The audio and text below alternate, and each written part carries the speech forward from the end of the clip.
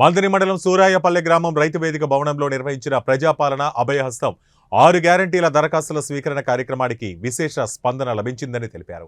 ఈ సందర్భంగా మందిని మండల్ ఎంపీపీ కొండా శంకర్ పేద ప్రజల కోసం ఆనాడు మేనిఫెస్టో కమిటీ చైర్మన్గా నేడు మంత్రి దుద్దిల్ల శ్రీధర్ బాబు పేద ప్రజల కోసం 6 గ్యారంటీలు రూపొందించడం జరిగిందని తెలిపారు.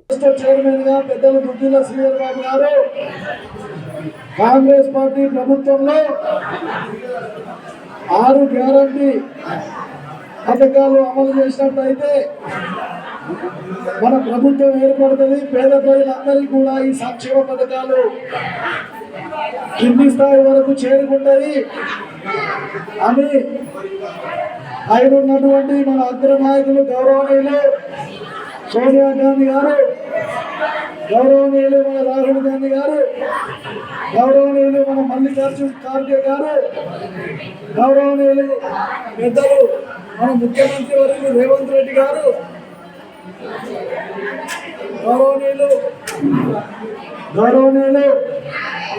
పెద్దలు మన ఉత్తమ్ కుమార్ రెడ్డి గారు, వీళ్ళందరినీ కూడా కూర్చుండబెట్టి పెద్దలు మన ప్రియతమ నాయకులు దుద్దిల శ్రీధర్ బాబు గారు ఈ కార్యక్రమాల్లో ఉంటే బాగుంటాయని అందరినీ ఒప్పించడం జరిగింది.